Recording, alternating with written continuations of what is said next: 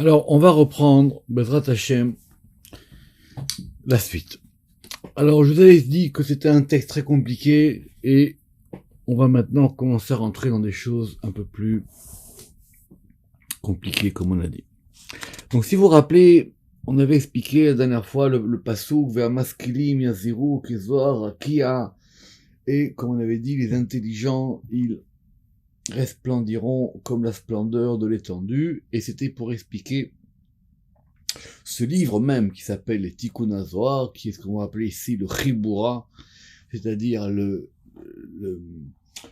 la rédaction, ce qui a été rédigé par Rabbi Shimon dans la grotte, comme on avait dit, et qui s'appelle les Tikkun HaZohar.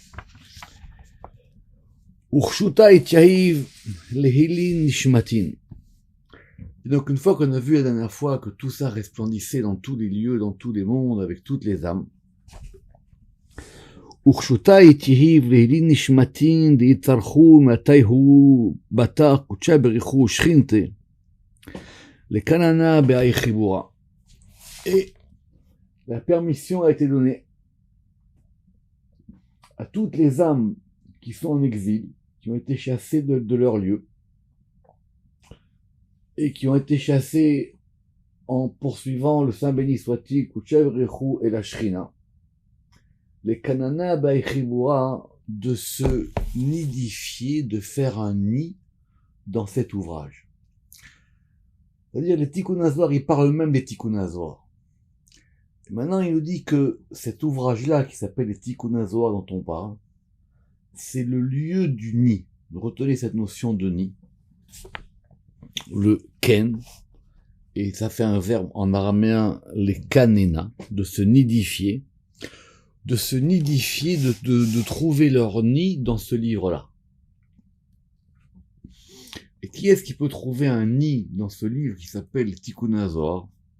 Ce sont toutes les âmes qui ont été chassées de leur lieu, toutes les âmes qui sont en exil. Et pourquoi elles sont en exil? Parce qu'elles ont suivi Kouche Berichou Shrinte. Donc ils ont suivi le Saint béni soit-il et la Shrina. Deitmarba.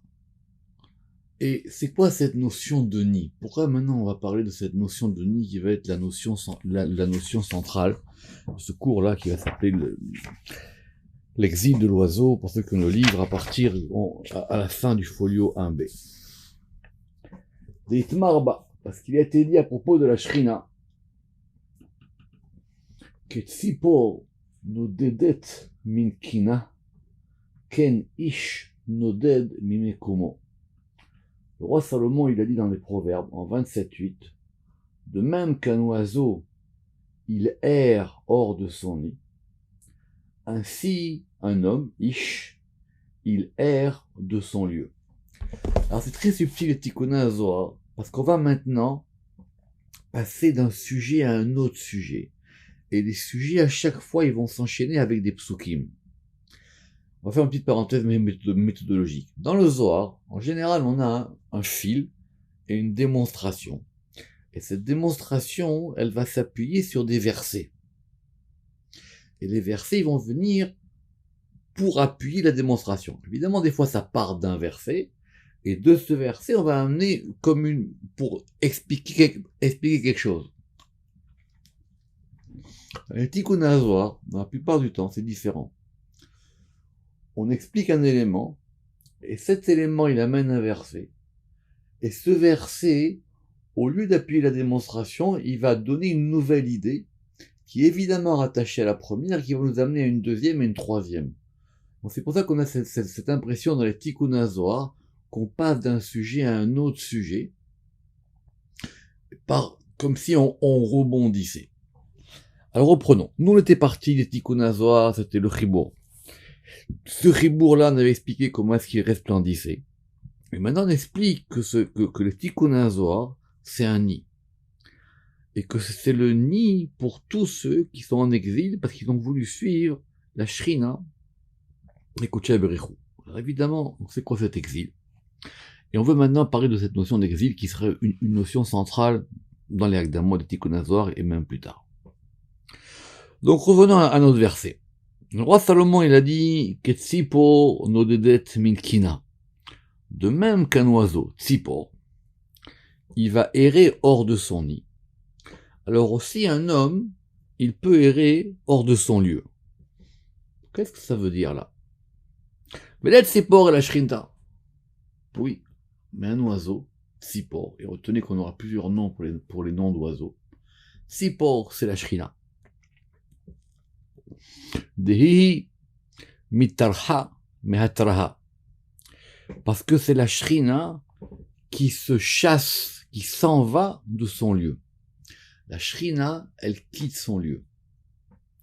Alors le verset, il prend un autre aspect, une autre dimension. De même que le tzipor, et on verra pourquoi la shrina, elle s'appelle tzipor, c'est un oiseau. De même que la shrina, qui est un oiseau, elle va quitter son lieu, elle quitte son nid. Alors aussi un homme, il va aussi quitter sa place. Notez bien qu'on a donc tzipor ish, on a le même verbe nodedet au féminin pour tzipor, parce que tzipor c'est un féminin, et nodet parce que c'est un masculin, et on a kina, le ken shela, et le makom. Et c'est quoi cet exil de l'oiseau? C'est quoi cet oiseau qui part en exil?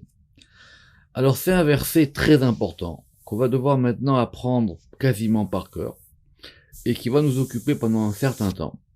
C'est un verset dans Devarim, en 22, 6 et 7. C'est connu d'après le Pshat comme étant une mitzvah assez particulière de la Torah, qui est la mitzvah de chasser la mer des oiseaux. Mais on va lire ce verset, j'espère que vous connaissez ça, on va pas revenir, c'est dans Devarim, mais on va lire ce verset mot à mot. Ki yikare, lorsqu'il va se présenter. Donc devant toi, tu marches d'après le Pshat et tu vas rencontrer, c'est par hasard.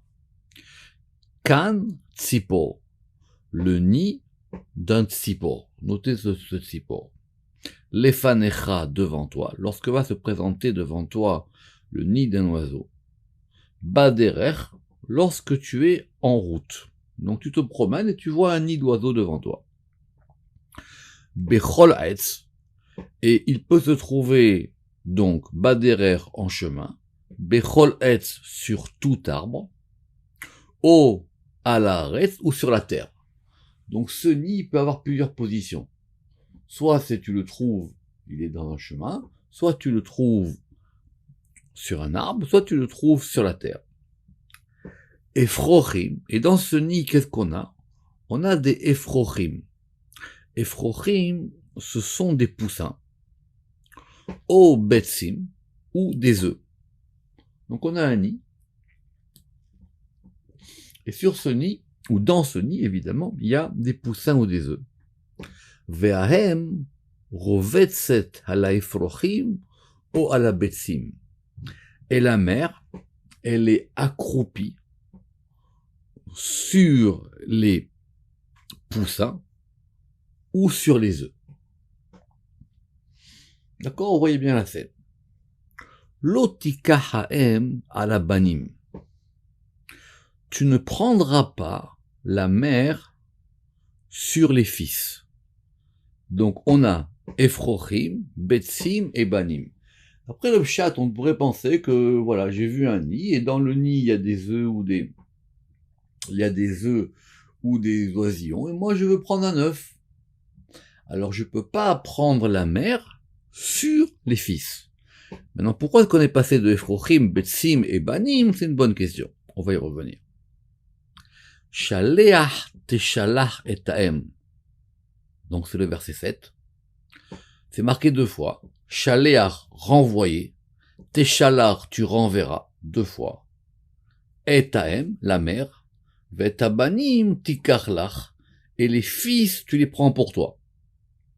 Les ma'an yitavlach, afin que ce soit un bienfait pour toi.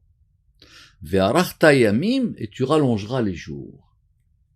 Alors, on va pas revenir dans le chat. Est-ce que c'est une mitzvah conditionnelle ou obligatoire? C'est-à-dire, est-ce que si j'ai pas envie de prendre les œufs, alors j'ai pas besoin de renvoyer la mère? Ou est-ce que c'est une mitzvah de renvoyer la mère? Quoi qu'il arrive. Et si c'est une mitzvah qui n'est pas conditionnelle, c'est-à-dire que si j'ai pas envie de prendre des œufs, évidemment, pourquoi je vais renvoyer la mère? Donc on aurait pu croire que c'est simplement par acte de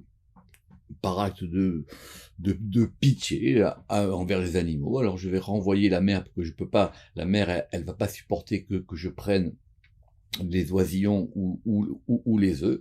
Ou alors non, c'est une mitzvah en soi. C'est une mitzvah de renvoyer la mère, de prendre les œufs. C'est-à-dire même si j'ai pas les œufs, c'est une mitzvah de renvoyer la mère. C'est toute une grande question. En tout cas, nous, on a ce même terme de tzipor qui revient. Et on veut comprendre que tzipor, c'est la shrina. Et la preuve, c'est dans ce verset. Adao dirtiv, c'est ce qui est écrit. Shaleach teshalach et ta'em. Renvoyer, tu vas renvoyer et ta'em, la mère. Évidemment, et, c'est le fait qui introduit le complément d'objet direct, mais on sait que c'est et, voire dans Archa Arkakidoïm. Donc, renvoyer, tu vas renvoyer avec la mère, et abanim, et ta'em, avec la mère, et abanim, et avec les fils, tikarlach, tu prendras pour toi. Shaleach teshalach, ça veut dire que, pourquoi le verset, il a dit 2 fois Shaleach teshalach? C'est pour indiquer qu'il y a 2 exils. Qui c'est la mère? C'est la Shrina. La mère, elle a été renvoyée 2 fois, lors des 2 exils, des 2 temples. Et s'il y a marqué Shaleach teshalach et ta'em, donc la mère, tu l'as renvoyée, et ça rajoute quoi le et? Les rabot, shrinta tata, pour ajouter ou pour inclure la shrina inférieure. Ça veut dire qu'il y a 2 exils. Il y a à la fois Shaleach teshalach, et il y a l'exil de la mère, qui est la shrina supérieure, et l'exil de la mère, qui est de la shrina inférieure, qui est compris dans le et, voire sur le et qui correspond à la malchut. Alors vous allez dire, mais nous, on parlait du tzipor. Alors le Zohar, il veut nous amener ici maintenant directement à parler de la mère, on va y revenir. Shrintaïla. Commençons déjà par examiner les termes. La mère, c'est la shrina supérieure. La preuve, Ada Odirtiv, comme il est écrit dans Isaïe en 51, Uve fish'ichem, shulcha imechem.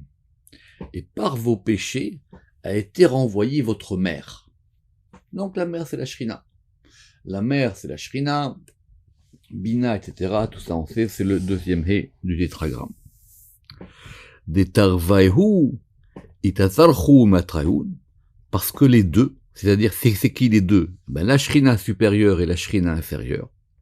Les 2, elles ont été chassées de leur lieu. Et c'est pour ça qu'il est écrit au Beginda Shaleach teshalach. Renvoyer, tu renverras. Donc il y a 2 renvois, il y a 2 exils. Had mi beit rishon ve had mi beit sheni. L'un du premier temple et l'un du 2e temple. Le renvoi du premier temple, ça correspond à Bina, et le renvoi du 2e temple, ça correspond à Shrina Tata, qui est la Malchut. Vous verrez les notes, c'est la note 8. Donc du coup, on est plongé maintenant dans l'exil même, puisqu'on parlait de ce nid. Alors tout le paradoxe, c'est que les Tikkun Zohar, c'est un livre pour avoir un nid pendant l'exil. Pour comprendre c'est quoi un nid pendant l'exil, il faut comprendre c'est quoi l'exil. Et cet exil, il est marqué dans la Torah comme si c'était un ordre. Shaleach teshalach, renvoyer, tu renverras. Alors pourquoi est-ce qu'il y a eu 2 renvois? Les kaima B, pour accomplir par cela, ce qui est marqué dans Isaïe en 42.8, Ani Hashem, ou Shmi uchvodi le acher lo eten. Moi je suis Yudke Vavke, ou lui, c'est mon nom, Yudke Vavke c'est mon nom, Shmi, uchvodi est mon honneur, le acher lo eten, à un autre je ne le donne pas. C'est quoi que il dit je suis Yudke Vavke, c'est mon nom et c'est mon honneur? Ça correspond à Shrintaïla. Ça, c'est la Shekhinah supérieure. Parce que le fait du Shem et de l'honneur, ça correspond à Shrina supérieure. Et quand on prend la suite du verset, où Tehilati la Pesilim, et ma louange aux idoles. Ça veut dire, je ne donne pas ni mon nom ni mon honneur à un autre, et je ne donne pas ma louange aux idoles. C'est quoi Tehilati? Shrinta tata. Le Zohar va commencer à nous dire que l'exil de la Shrina, c'est aussi l'exil de Kouché Bericho. C'est aussi l'exil du masculin. Mais ce masculin, on va maintenant commencer à le retrouver où? À savoir que, d'abord, il y a deux aspects. Donc, on va toujours regarder ces deux aspects, Shrina supérieur, Shrina inférieur. Et maintenant, ces deux aspects, qui sont liés à Yud Kevavke. Alors maintenant, on va comprendre la suite du verset. Le verset, il disait quoi? Ketzipor nodedet minkina. Comme un oiseau, il erre de son nid. Ken ish, alors de même, un homme, noded mimekomo, il erre de son lieu. Qui c'est l'homme? Dakucha Berichu. C'est le Saint béni soit-il. Comment est-ce que Dieu, on peut l'appeler Ish? C'est un Zohar très compliqué, qui est à la fin de Tazria, qu'il faut avoir fait. Mais en tout cas, il y a une preuve directe dans la Torah que Dieu, on peut l'appeler Ish. C'est marqué dans la Shira, dans Shemot, dans l'Exode, en 15.3, Hashem Ish Milchama. Donc Yud Kevavke, il s'appelle Ish. Donc le roi Salomon, il a voulu nous dire que de même que la Shrina, elle part en exil, alors aussi, Kouché Berichu aussi part en exil. C'est quoi l'exil de la Shrina? C'est qu'elle est chassée de son nid. Et c'est quoi l'exil de Ish? C'est qu'il a un makom. Donc notez qu'il y a deux habitations. La Shrina, elle a un nid, et Ish, il a un makom. On continue. Ve'od. Et de plus. Ça veut dire quoi? Ken Ish noded mimekomo. Alors maintenant, on va commencer à analyser, à faire vibrer cette notion de Ish d'un Moshe. Mais Ish, c'est aussi Moshe.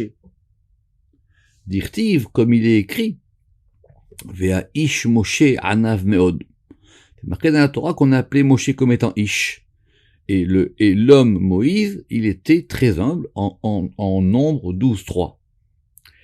De Iterach Ruche Abatrayu, parce que le souffle, l'esprit de Moshe, il a été chassé après eux. Ça veut dire quoi? Ça veut dire que l'esprit de Moshe, aussi, quand Kouché Berichu et la Shrina, ils partent en exil, le rouar de Moshe aussi, il part en exil. Parce que c'est lui qui fait étinceler les âmes des justes de chaque génération. C'est ça qu'on dit qu'il y a toujours un esprit de Moshe à chaque génération. C'est pas comme on croit, c'est que il suit le mouvement de la Shrina et de Kouché Berichu. Mais ici, les Tikkun HaZohar, ils ont compris ça de Ish. Il faut reprendre le verset. Ketzipor nodedet minkina. De même qu'un oiseau, il erre de son nid, ça c'est la Shrina. Alors de même, Ish noded mimekomo, et aussi un homme, il erre de son lieu. Alors ça, hein, c'est Ish. Ish, c'est Kouché Berichu, et c'est Moshe. Et de plus, on continue. Ve'od. On va continuer à faire vibrer ce Ish, comme je vous ai dit. Ve'od. Ken Ish noded mimekomo. Reprenons cette notion dans le verset, la deuxième partie. Ainsi un homme, quand il erre de son lieu. Mandihu Ish Tzadik. Celui qui est un homme juste. Donc l'exil, c'est à la fois l'exil de la Shrina, c'est à la fois l'exil de Kouché Berichu, c'est l'exil de Moshe, et c'est aussi l'exil du juste. Parce qu'il n'y a pas de raison que cet exil-là, il affecte pas les éléments les plus importants. Mais tout ça pour nous dire que tout ça va se nidifier dans les Tikkun HaZohar. Pourquoi? Parce que ce juste-là, de Azal na vanad, meatre keshrinta. Parce que il va, il bouge et il erre. Rappelez-vous que ça, c'était dans la Torah, quand on disait quand on a dit que tu seras errant. La première occurrence de l'errant dans la Torah, dans Bereshit. Parce que le juste aussi, il bouge et il erre de son lieu, comme la Shrina, Keshrinta.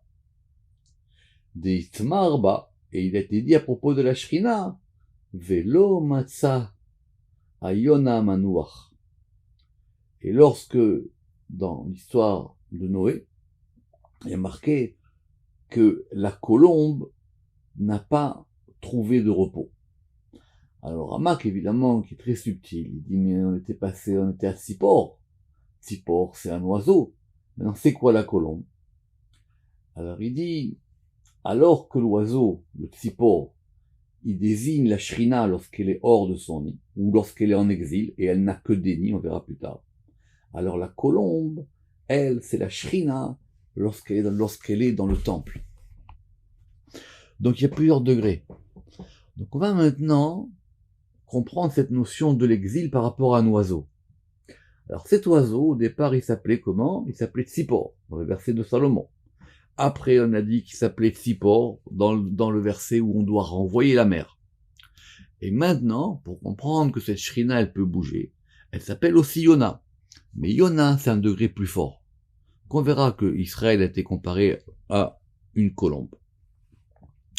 De'achi ukmu rabanan. Parce que c'est ainsi qu'ont établi les maîtres. Bismana ditra bemikdasha. Au temps où a été détruit le temple. Gazal al-bete tzadikim de yicharevu. Il a aussi été décrété la destruction sur la maison des justes. Donc, là maintenant, on est toujours sur Ish. On a dit, Ish c'est Kodesh Avrechu, Ish c'est Moshe. Et Ish maintenant c'est les tzadikim. Pourquoi? On aurait pu penser que même si le temple a été détruit, il reste encore des justes dans le monde. Oui, mais leur maison a été détruite. Donc eux aussi, ils sont en exil. Deazlin kol had tarid memekomo. Parce que les justes, parce que chacun y va comme s'il était chassé de son lieu. Et pourquoi ça? Des dayo le'eved liot kerabo. Alors ça, c'est marqué en principe dans la Gemara, dans Brachot, parce que l'une des composantes de l'exil, c'est quand les choses, évidemment, elles sont renversées, elles sont plus à leur place.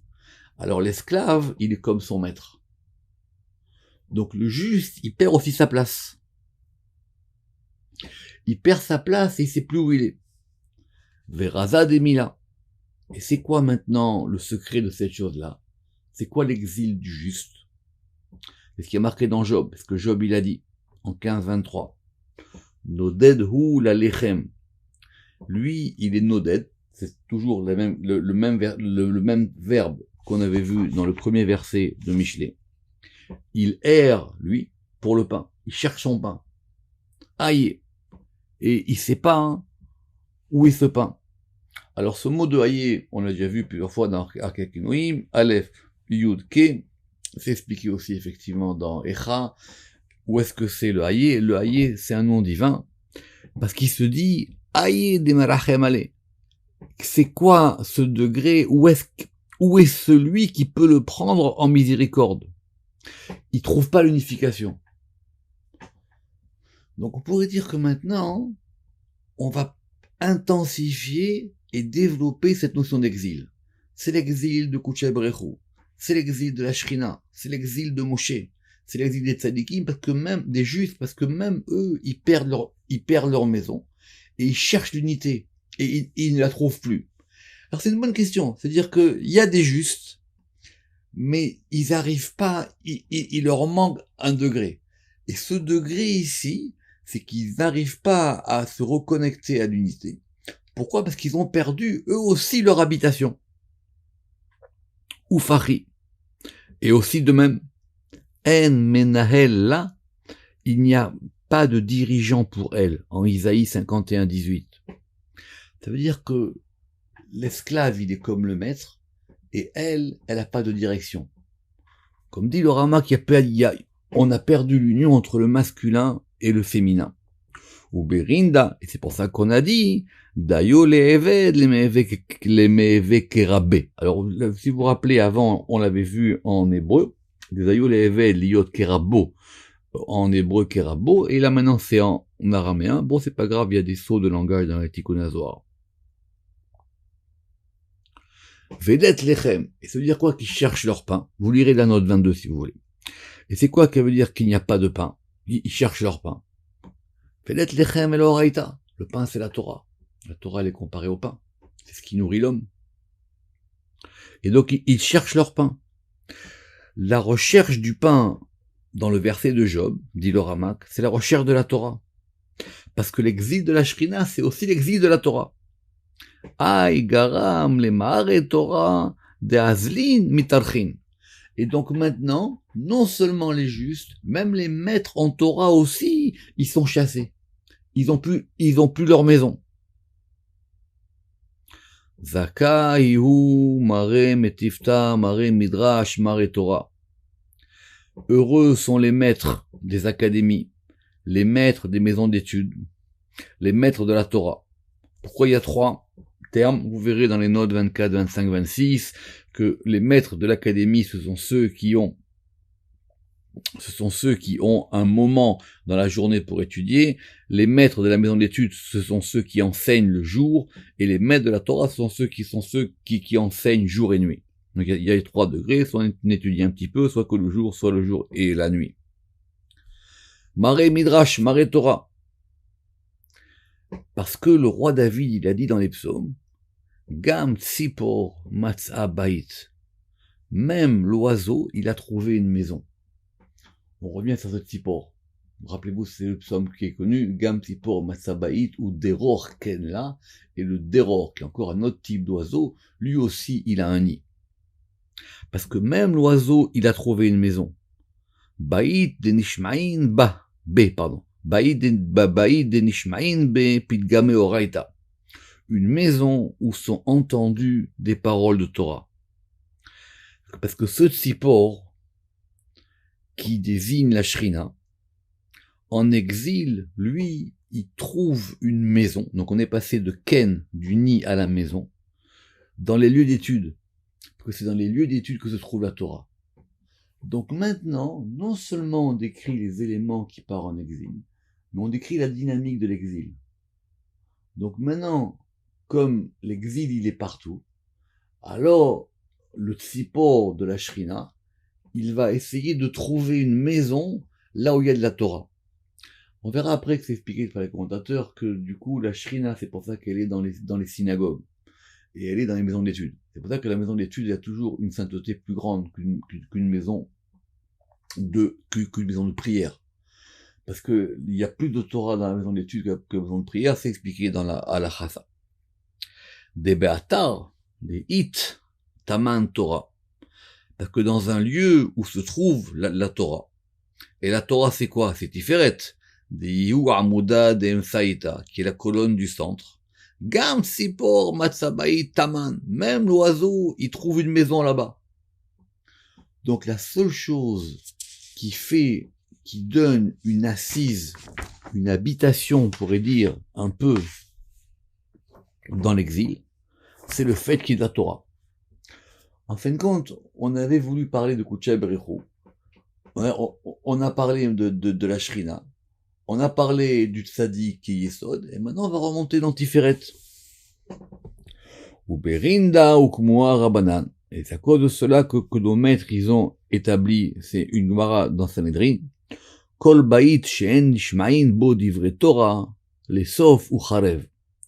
Toute maison où ne sont pas entendues des paroles de Torah, à la fin, elle est détruite. C'est quoi à la fin?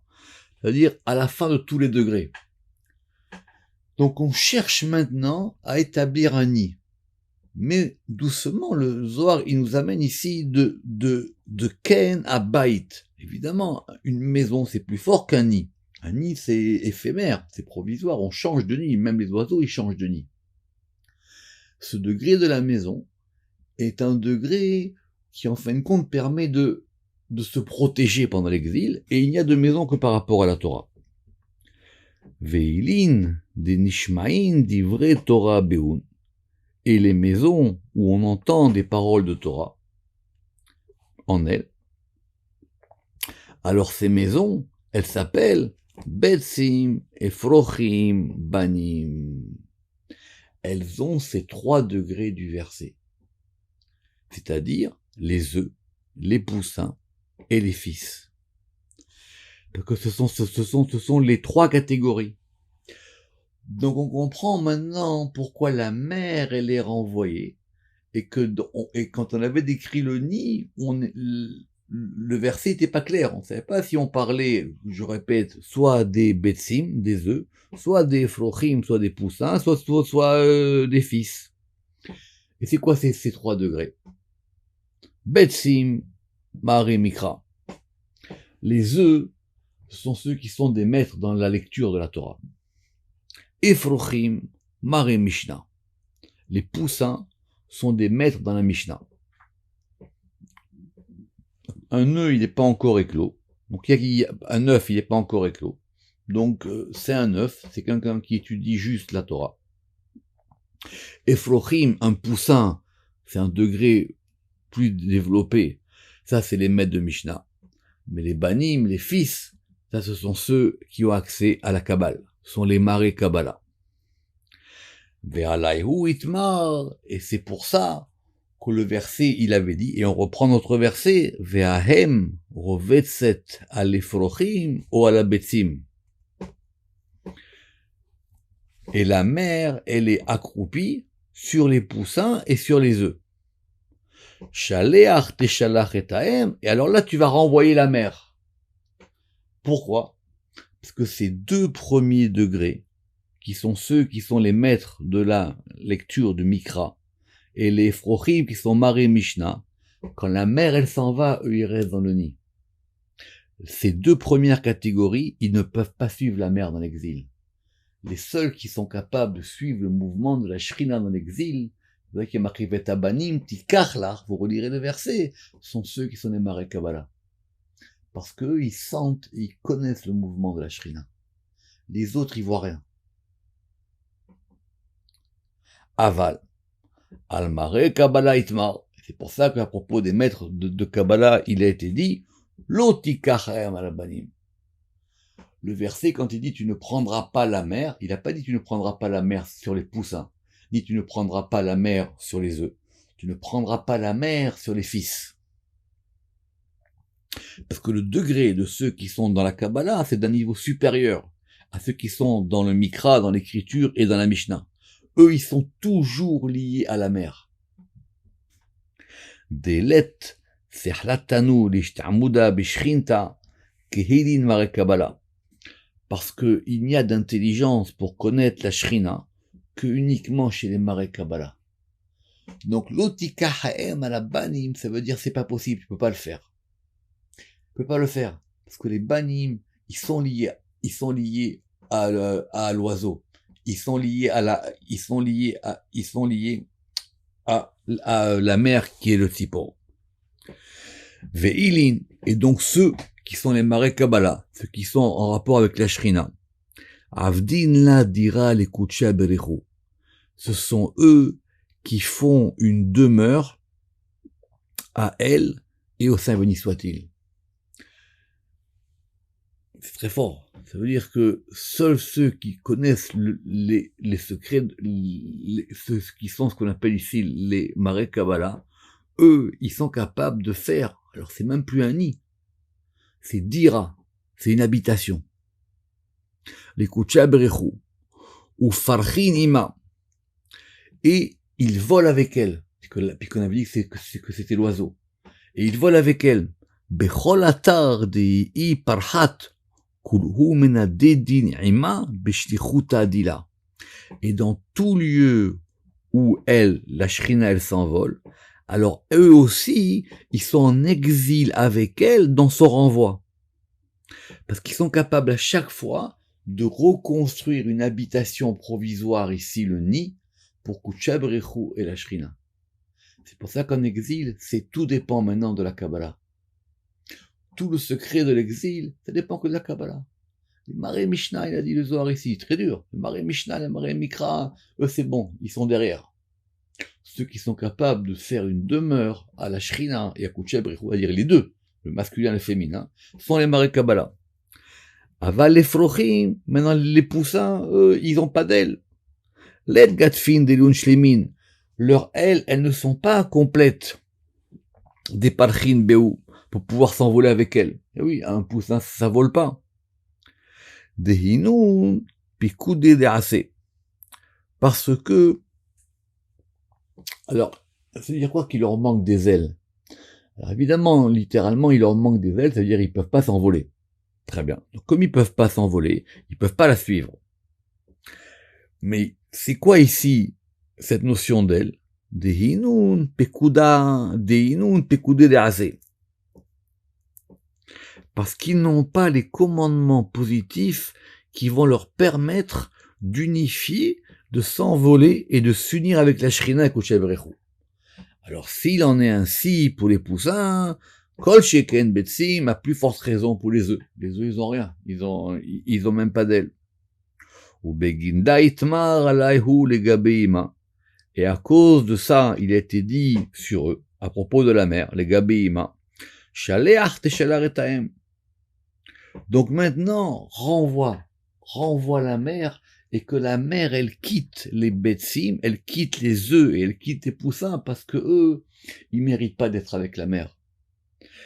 Parce que leur accomplissement des commandements du Loramak n'est pas complet. Donc dans l'exil, quelque part, on retrouve une vérité. Tant que la mer, elle est là sur tout le monde, alors oui. Maintenant, quand eux, ils n'arrivent pas à faire, alors la mère, elle reste uniquement avec les fils. Ça, c'était, si vous en rappelez, il faut suivre. C'était ce que on avait dit à Rabbi Shimon. Ad amar milin ilin, asaba izamen le ve'amar. Avant, jusqu'à ce qu'il dise ces mots, il y a un vieillard qui s'est présenté à lui et qui lui a dit. Alors, qui c'est ce vieillard, on ne sait pas. Mais en tout cas, c'est quelqu'un qui vient maintenant s'ajouter dans la conversation. Et il dit, Ve'amar, ve'activ, ve'tabanim tikachlach. Il dit, mais attention, ça marche pas comme ça. Il y a marqué, ve'etabanim tikachlach. Et avec les fils, rappelez-vous le et, et avec les fils, tu prendras. Donc il y a un degré qui vient en plus. Quand on a dit renvoyer, tu renverras la mère, on a dit que les fils n'étaient pas concernés, parce qu'on peut pas les séparer de la mère. Mais maintenant, quand tu me dis vetabanim tikarlar, le et, il indique qu'il y a quelque chose d'autre en plus des fils. Amarle, il lui a répondu, Saba. Koletin, les ribouillés. Oui. Saba, il s'adresse à lui de façon respectueuse, toi qui es le vieillard. Koletin, les ribouillés, chaque fois qu'il y a marqué un et dans la Torah, c'est pour rajouter quelque chose. Ubeginda la amar ve'abanim tikarlar. C'est pour ça qu'on n'a pas dit ve'abanim tikarlar, mais on a marqué ve'etabanim tikarlar.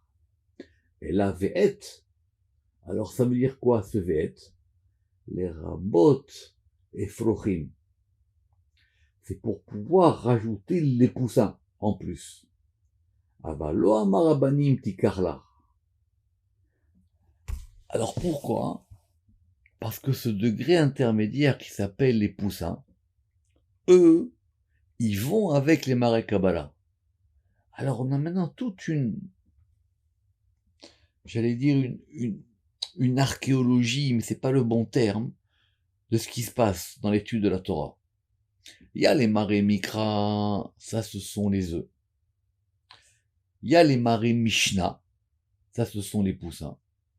Il y a les marées Kabbalah, il y a les maîtres de Kabbalah, ça ce sont les fils.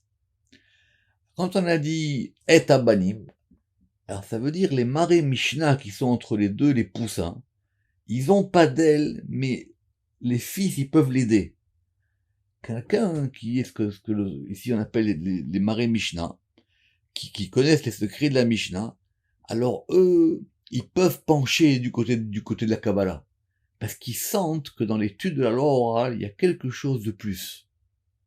Celui qui est simplement Mari Mikra, il pourra pas sentir. Il pourra pas sentir ce qui se passe dans la Kabbalah. Il pourra pas sentir ce qui se passe dans le mouvement de la Shrina. Celui qui est entre les deux, il pourra passer comme ça. Amar le berich. Ant butsina kadisha. De achi uvadai. Alors le vieillard, il s'adressait à Rabbi Shimon et il lui a dit, oui, toi, tu es béni et tu es la lampe sainte. Butsina Kadisha, c'est une des expressions pour désigner Rabbi Shimon. Il y a de nombreuses expressions pour expliquer Rabbi Shimon dans le Zohar. Ici, on appelle une lampe sainte. Pourquoi? Parce que tu es une lampe qui éclaire, c'est toi qui éclaires. Ubanim, inun vadai, techut imaila.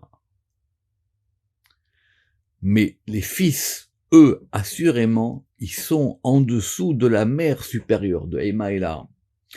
Alors, Rama qui dit que même si les poussins, ils sont du côté des fils, les fils, eux, ils sont directement sous Bina.